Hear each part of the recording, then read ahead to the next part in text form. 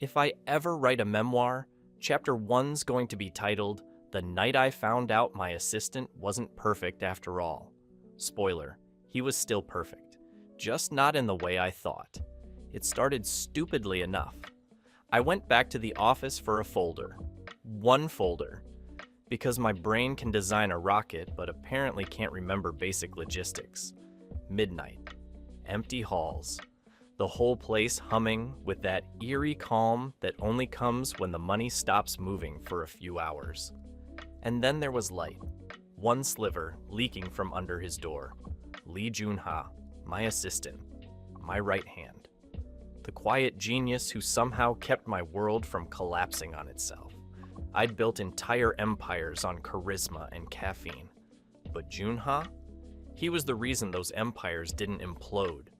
Brilliant, polished, calm, beautiful, in a way I'd never allowed myself to unpack. There was always something about him, something I didn't touch, didn't name.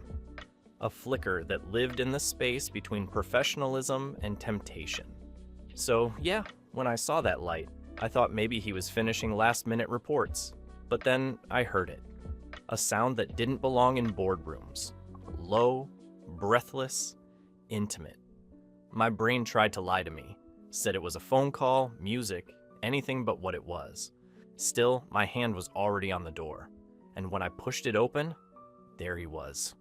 Joon-ha, bent over his desk, shirt half undone, skin slick with sweat, lips parted around a name that split me down the middle. Marco.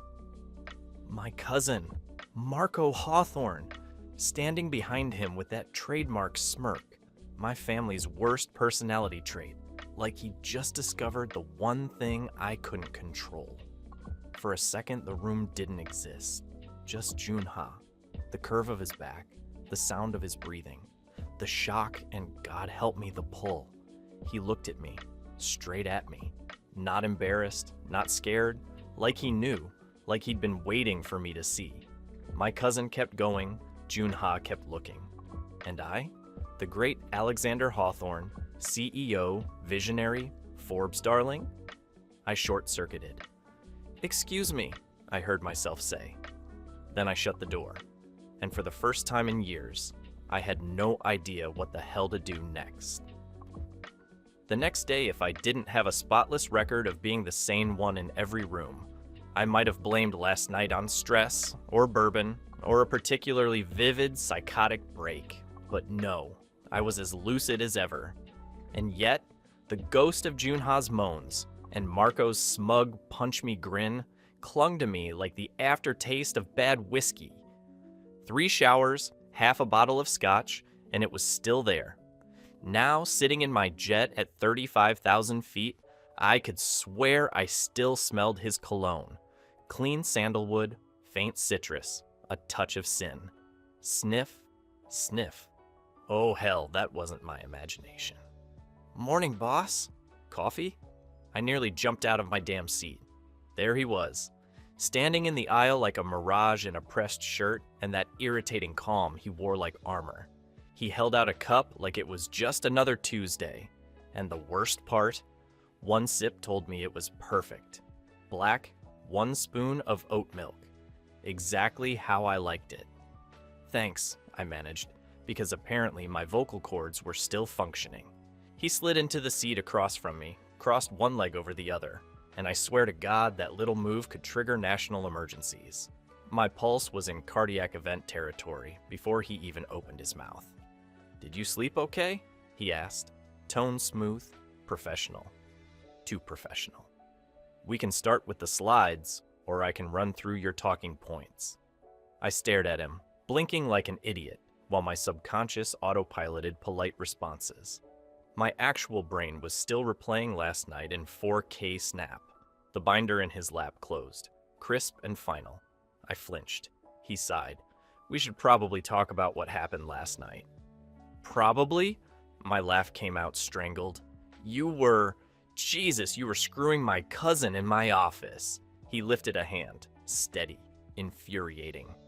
"Correction, your cousin was the one doing the screwing." My jaw dropped. Oh, fantastic distinction, thank you. That clears everything up. And, he continued, utterly unfazed, if you didn't keep me chained to 80-hour weeks, I'd have had my date at home like a normal person. I blinked. So now this is my fault. Not fault, he said mildly. Causality. You overwork me, so I stay late. I stay late. You walk in on something you weren't meant to see. Chain reaction. My brain short-circuited between outrage and the undeniable pull of how his lips formed the words, chain reaction. Unbelievable, I muttered. He leaned forward, elbows on his knees, eyes meeting mine. Alexander, he said, quietly, firmly, we can dissect my sex life later. Right now, your rocket has a launch window. Let's make sure it flies. The air between us tightened. His gaze didn't waver. Neither did mine. For a full 5 seconds, we just stared. Two professionals pretending not to think about anything unprofessional.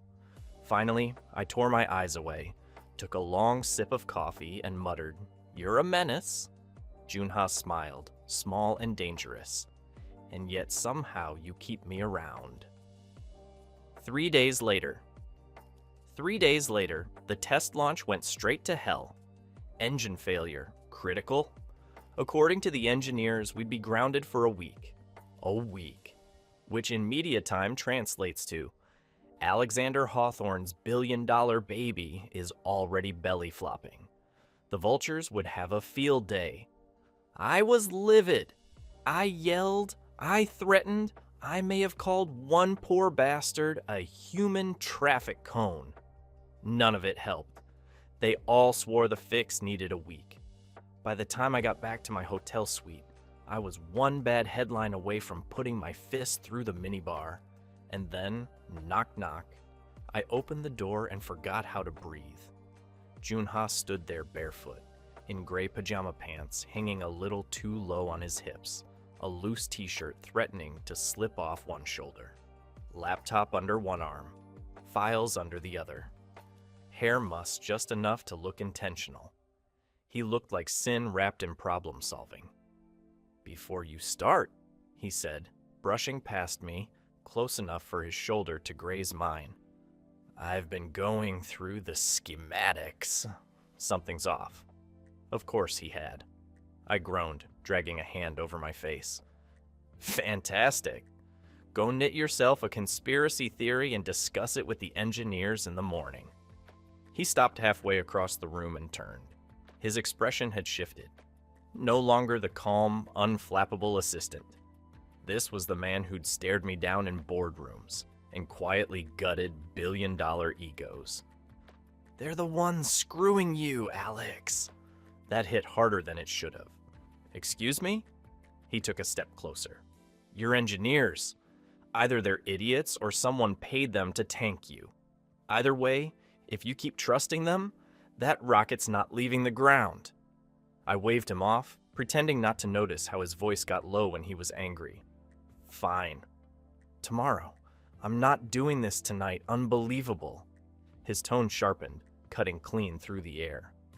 I'm standing here trying to fix your mess, and you're too wrapped up in your ego to listen.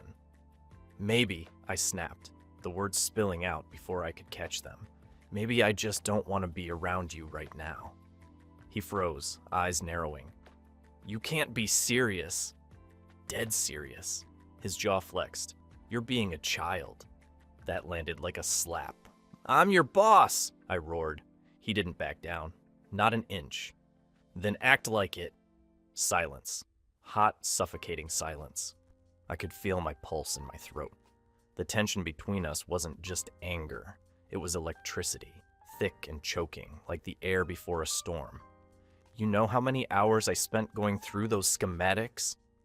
His voice trembled, more emotion than volume. It's not even my damn field, but I did it because I care about this project. Because I care about... He stopped himself, breathing hard. I sneered before I could think. What, you want overtime pay? For a split second, something in him snapped. His hands curled into fists. His eyes burned. Then, just as suddenly, he inhaled, slow, controlled. When he looked at me again, his voice was low, intimate in the worst possible way. "What happened to you?" I blinked. "What?" He stepped closer, close enough that I could smell his shampoo, citrus, and something faintly metallic. "What happened to the boy genius who made me fall in love with science?" The words hit like a punch to the chest. Before I could answer, before I could even breathe, he slammed the laptop on the table, papers scattering, and strode out, leaving me in the wreckage of everything unsaid. And for the first time in years, I didn't reach for a drink or a distraction. I reached for the schematics. The next morning, I didn't sleep. I tore through every line, every weld, every spec, and Joon-ha was right. The design wasn't just sloppy, it was rigged. Substandard parts, misaligned joints, deliberate faults. Someone wanted my rocket to fail. And there was only one bastard arrogant enough to try it. Marco. By morning, I was a storm in a tailored suit, ready to burn bridges and bloodlines. I hit the conference room and froze. Marco. Flowers. Joon-ha stood there, flustered, smiling that polite "please don't make a scene" smile. My cousin handed him the bouquet like he was auditioning for Satan's version of The Bachelor. "Marco," I said, closing the door behind me. "What the hell is your problem?" He didn't even blink. "Is this about me screwing your assistant?" My gaze dropped to the flowers. My jaw locked. "No, it's about you screwing my rocket." I tossed the schematics on the table, paper scattering like shrapnel. "This isn't what we agreed on." Marco leaned back, smug. And what would I gain from that? The arrogance in his voice was pure fuel. "You know what? Go fuck yourself, I'm done." He smiled. "So you're giving up on putting your satellite in orbit?" "Not a chance. I'm still sending it up, just not with you. And the $1 billion I invested," I turned, already halfway out the door. "Consider it charity." Working with him made my blood boil, but family business was politics, not choice. His side built the toys, mine kept the headlines clean. If I didn't play along, the vultures would have a field day. Hawthorne implodes from within. So I swallowed the rage for now. Later that night, by evening, we were back on my jet. 2 bodies, 1 failure, and a silence thick enough to choke on. The press was already circling like vultures, headlines sharpening their claws. Hawthorne fails to launch. Cute. Real cute. What I needed was a cathedral, something vast and empty enough to hold the sound of me screaming. What I had was a jet cabin, and Joon-ha, sitting across from me.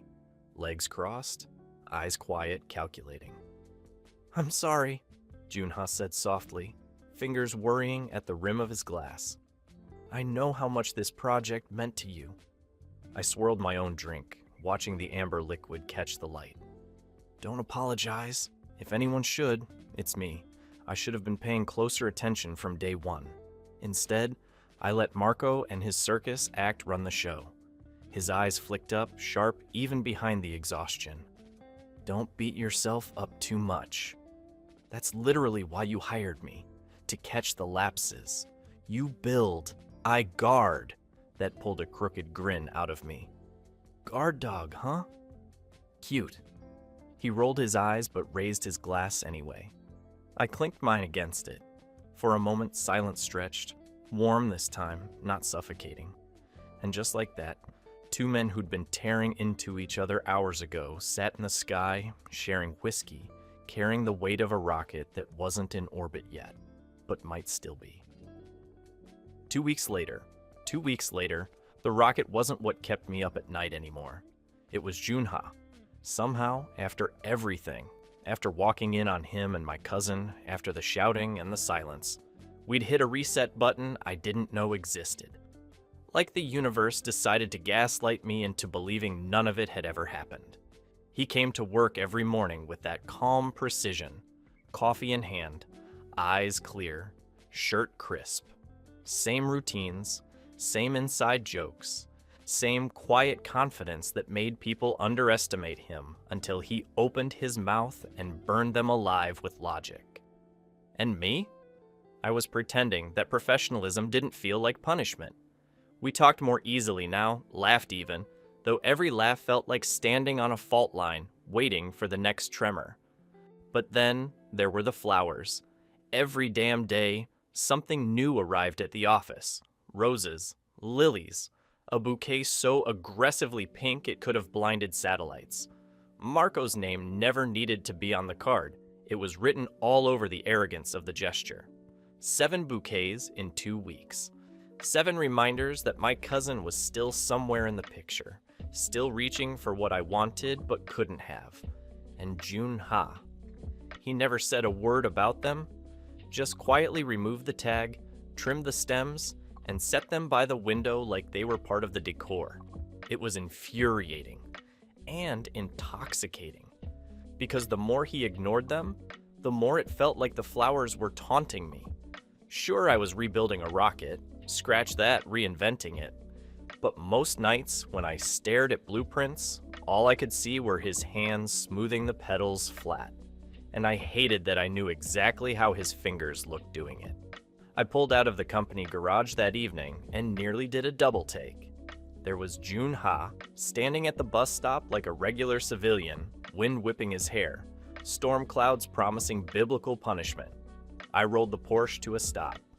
Get in, unless your boyfriend's planning on flying in before the rain starts. He rolled his eyes but slipped inside, smelling unfairly good for someone who'd been working 12 hours straight. The ride was quiet, until the radio cut in with a familiar kick to the gut. Sources suggest another imminent delay for the Bradford rocket initiative. Some are speculating on full cancellation. Analysts claim the satellite project is well outside the company's expertise. Click. Joon-ha shut it off. Don't let them get under your skin. I smirked without humor. Relax, it's all noise, and I've been ignoring noise my entire life. He studied me for a second, then said casually, Marco isn't my boyfriend. That caught me sideways. He's not? Joon-ha shrugged. Nope, don't really see myself putting up with Marco. Long term, because he's an asshat, I offered. That plays a large part, he admitted, and we laughed. I pulled up to his curb and let out a low whistle. His place was modern, sleek, 2 floors of not at all assistant money. Damn, I said. I must be one hell of a boss if you're living this good. He chuckled, shaking his head. Don't flatter yourself. I was doing just fine before you, thank you. No billion-dollar rockets in my garage, but I get by. Then he looked at me, almost testing. Want to come up for a drink? I didn't even hesitate. Lead the way.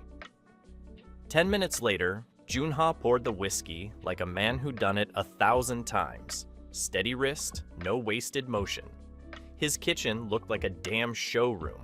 Marble counters, low amber lighting, everything sharp enough to cut glass. I caught myself staring.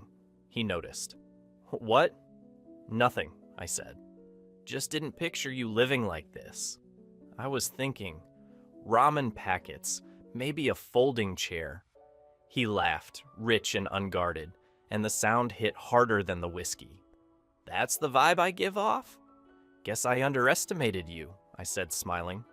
Wouldn't be the first time. We talked. Ate, drank. It was easy in a way it shouldn't have been. Comfortable, dangerous, off-duty. Joon-ha wasn't the polished professional I saw every day. He was lighter, sharper, alive in a way that made it hard to look away. For a second, I almost forgot the mess between us. If I'd stayed longer, I might have forgotten it completely. But I stood, forcing the spell to break. I should get going before I convince myself I live here. We made it 3 steps to the door before the knock. Joon-ha opened it. And there was Marco. And not smug, not lazy. No, this was Marco unhinged. My Porsche parked outside must have given me away because anger radiated off him like a damn furnace. Marco's eyes snapped to me and they burned. I should have known. The only reason he had the balls to reject me was because he's screwing you. I growled, ready to tear him apart, but then Joon-ha did the unthinkable. He rose on his toes, grabbed me by the neck, and kissed me. Hard. Hands locked behind me like he was never letting go. It wasn't a brush of lips. It wasn't tentative. It was fire. One whole, defiant, perfect minute. And then, without breaking stride, he slammed the door shut with the back of his heel, right in Marco's face. Marco's curses echoed down the hall until they faded into nothing. I was still rooted in place, brain short-circuiting, when Joon-ha finally peeled himself off me. "Sorry," he muttered, chest heaving. "Guys like Marco, you can't just tell them no." I've been turning him down since the launch, and he doesn't hear it unless it's loud. Something snapped in me, or maybe clicked into place. I didn't know which. Didn't care. All I knew was my hand found his waist, yanked him back toward me, and for 20 heartbeats, we just stared at each other. His lips curved, half challenge, half invitation. That was all I needed. I kissed him like it was an argument I'd been dying to win. He answered in kind, teeth, breath, fire. We stumbled back until the counter stopped us, the crash of a glass punctuating the moment. Clothes came off without thought, hands everywhere, desperate to memorize what words couldn't fix. When he gasped my name, it wasn't surrender. It was a challenge, and I met it, gladly. The next morning, I woke to the smell of freshly brewed coffee and the faint clatter of mugs. My eyes snapped open, body still humming with the ghost of last night. For a second, I half expected to find clothes scattered across the floor, proof that it hadn't just been a fever dream. Instead, there was Joon-ha, already dressed, tie neat, hair brushed into place like the man hadn't just shredded my entire sense of control a few hours ago. He caught my stare, but didn't falter. "Coffee's on the counter," he said, voice as even as if we hadn't torn into each other until dawn. "Don't bother locking up when you leave.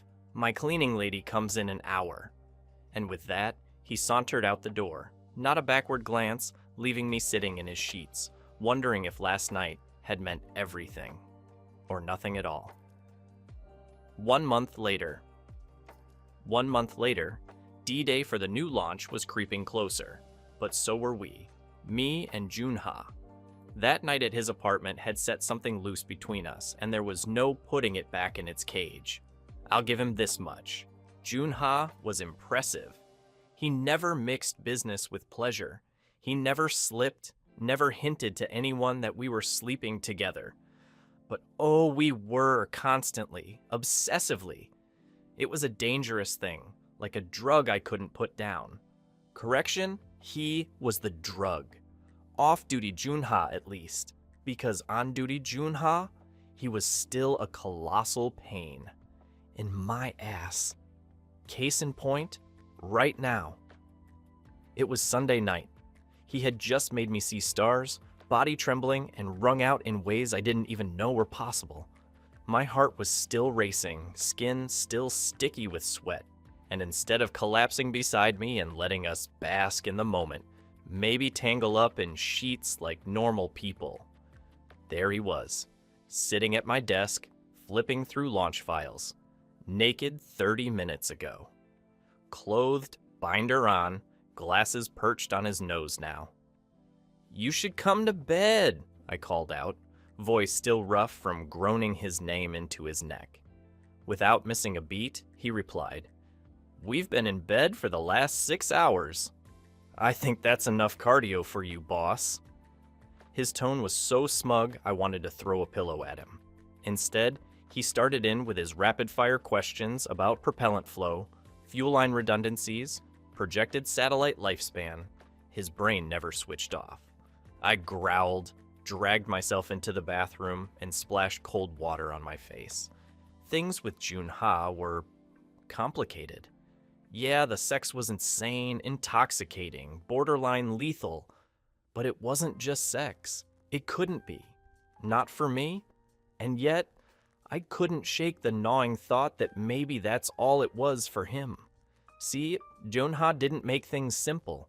His libido was out of this world, and that scent, God, his scent. It was unlike anything I'd ever experienced. Psychedelic, addictive. No wonder Marco had lost his damn mind over him. But that was the problem. Somewhere between trying to resist him and giving in every time I'd fallen. Hard.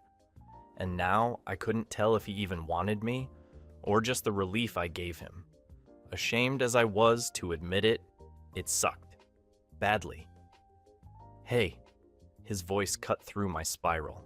I looked up and found him leaning against the bathroom door frame, half his tie knotted, watching me carefully. You might want to hurry up, he said. You've got a press conference in less than an hour. I nodded, wiped my face with a towel.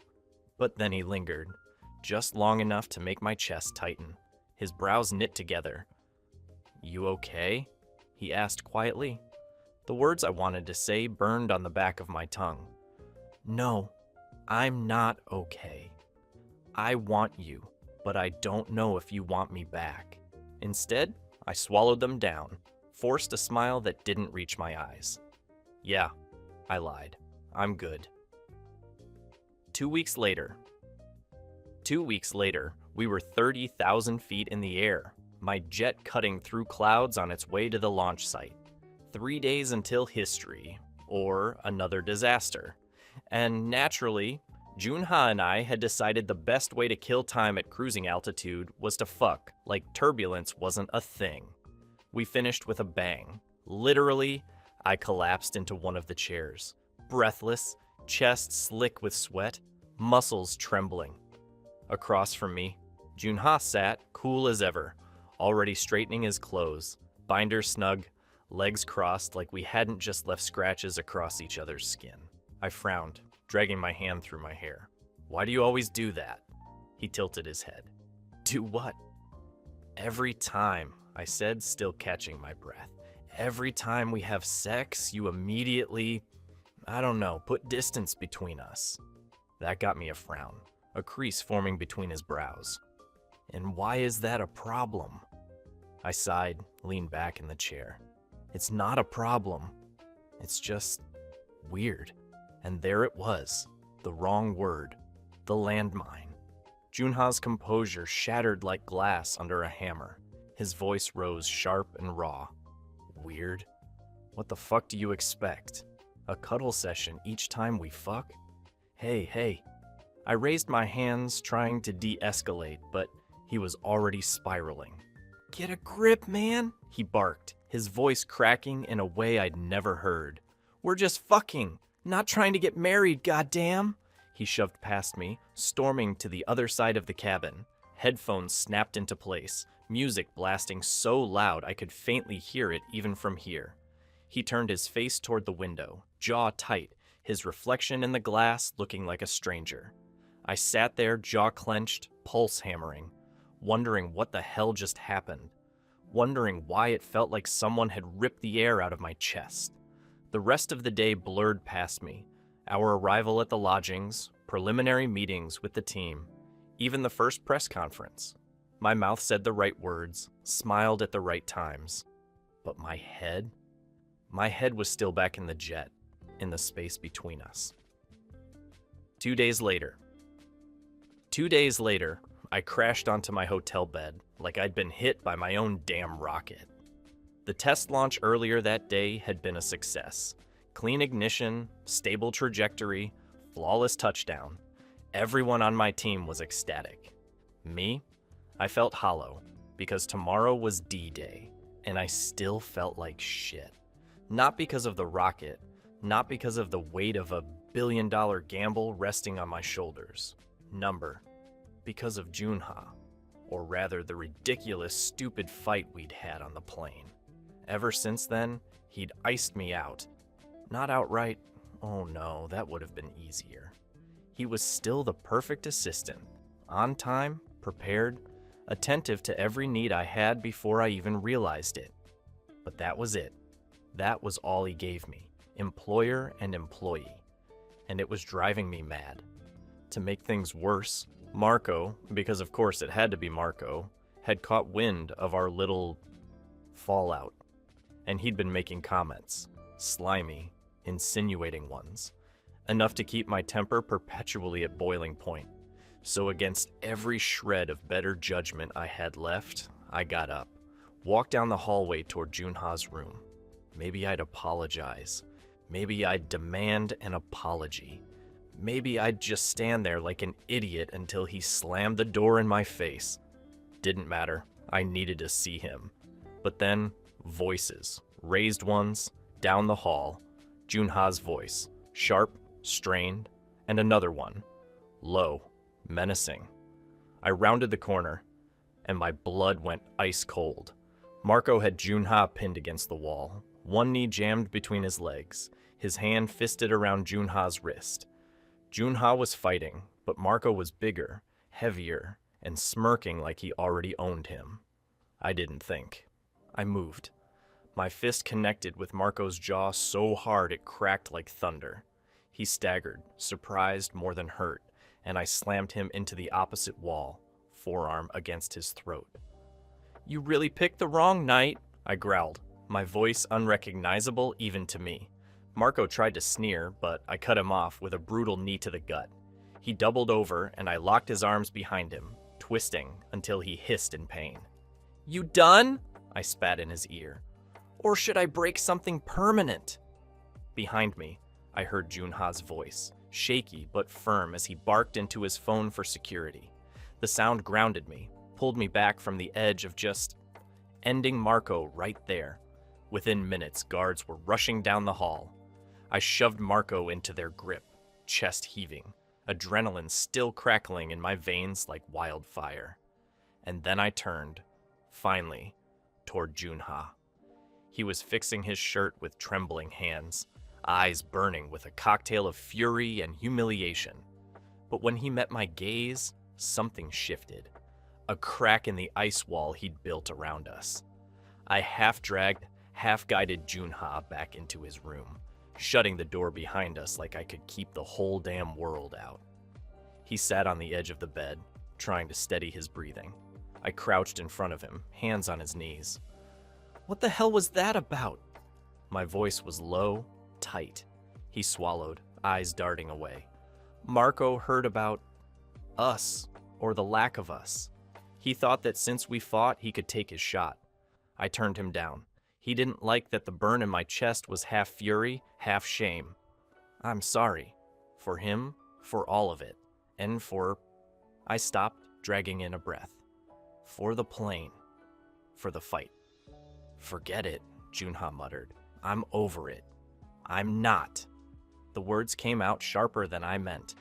"I can't just sweep it under the rug. Not until you tell me what that was really about. Because I can't fix it. I can't make it better if I don't know." His jaw tightened. He shook his head, like he could shut the whole conversation down by sheer will. But then his gaze flicked up to mine, and I saw it. The shimmer. The crack in his armor. His eyes watered before his whole body broke. He was sobbing now, hands over his face, voice torn and jagged. "I'm the problem, Alex. Always have been. My body's fucked. I'm horny half the time I'm awake.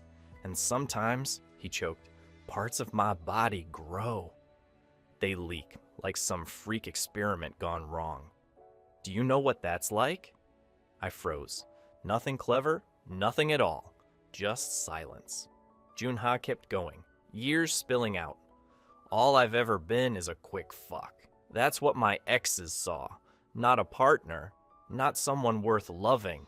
Just a body. And you..." His hand shook as he pointed at me. "You were different. But when you called me weird, all I heard was the same thing. That sooner or later, you'd see what they did. So I kept my distance. I was saving myself the heartbreak," his chest heaved. "And then I lost it." "Because you mattered. And it terrified me I didn't let him spiral. I grabbed him, pulled him into me until his sobs hit my chest. "I'm sorry," I muttered against his hair. "I didn't mean it." "That's not what you are." He tried to twist away, but his fists stayed in my shirt like he couldn't decide whether to shove me off or hold tighter. "You don't get it," he rasped. "This body's a joke. I'm a joke. Stop. My hand cupped the back of his neck, forcing his eyes to mine. Don't you dare say that. He gave a jagged laugh. You really think you can stomach all this? The horniness, the binders, the oat milk? Christ, Alex! Enough, my voice cracked. You think I'm here out of pity? Number, I can't breathe without you. You, exactly as you are. Every last part of you drives me insane. He froze, tears slowing, confusion flickering in his eyes. I softened, pressed my forehead to his. You're not weird. You're not broken. Silence. Just his breath hitching. Then he shoved me weakly, a bitter laugh breaking into something else. God, you're such a sap, he muttered, but the fight was gone. We collapsed onto the bed, tangled and exhausted, clinging like we'd vanish if we let go. No sex, no pretense, just truth. Tomorrow was launch day, but for the first time in weeks, I didn't care. The next day, the world cheered my name. The launch had been flawless. No hitches, no errors, just fire, smoke, and then silence as my rocket tore through the sky. Hours later, my satellite was confirmed in orbit. My company's future had never been brighter. My lifelong dream had finally come true. And yet, that night, walking barefoot in the cool sand beside Joon-ha, I realized the dream didn't feel complete until he was there beside me. He tilted his head back, grinning, eyes catching the starlight. I swear I can almost see your satellite up there. I snorted. If you could, it'd mean it was falling out of orbit and about to incinerate us. We laughed, the ocean wind carrying it away until it melted into quiet. Joon-ha nudged me with his shoulder. Congratulations, by the way. Properly, this time. Then his smirk widened. You know, I remember you. Years ago, on TV, high school valedictorian with that overblown speech about putting a satellite into space. I thought, damn, this kid's corny as hell, but also... His eyes softened. Also inspiring. My face burned hotter than the rockets I built. God, don't remind me. That speech haunted me for years. He shrugged, casual but warm. Still stuck with me. Guess it wasn't so bad after all, and now here we are. I'm glad I got to be a part of it. Something in my chest cracked open. I stopped walking, turned toward him. Thanks for sticking around. For everything. The space between us narrowed, and then his lips were on mine, soft, certain, everything I'd wanted since the day we met. When we broke apart, I kept my forehead pressed to his. Can we make this official? No more sneaky links. No more pretending. Just us. He cocked an eyebrow, pretending to think, the corner of his mouth twitching. You're a pretty decent booty call, I'll give you that. I groaned. Really? Then he chuckled, the sound warm and unguarded. But screw it. What the hell? Let's do it. I kissed him again, harder this time, tasting the salt of the ocean and the promise of something real. Conclusion. So yeah, the satellite went up, the company blew up, and Marco? Well, let's just say suing him was the cherry on top. Call me petty, I don't care. I got my win and my millions. But Joon-ha, that's the real story. He's still impossible, still side-eyeing my coffee orders, still poking holes in every presentation, still driving me insane. But off the clock, he lets me see him. Not all at once, not neatly tied up with a bow, just little cracks, little moments where he stops holding his breath and lets me in. And yeah, he's still working through all the scars and the mess that came before me. I don't expect him to get over it in one night. What matters is, he's trying. With me. With us. So no, it's not perfect, it's not clean, but it's real. And it's enough. The enden. You ever been in Joon-ha's shoes? Or in a relationship where you were simply objectified? Share in the comments below how you worked through that. Thanks for watching. Subscribe to become part of our Rainbow Force, and consider joining our membership for early access and exclusive content. Stay wholesome.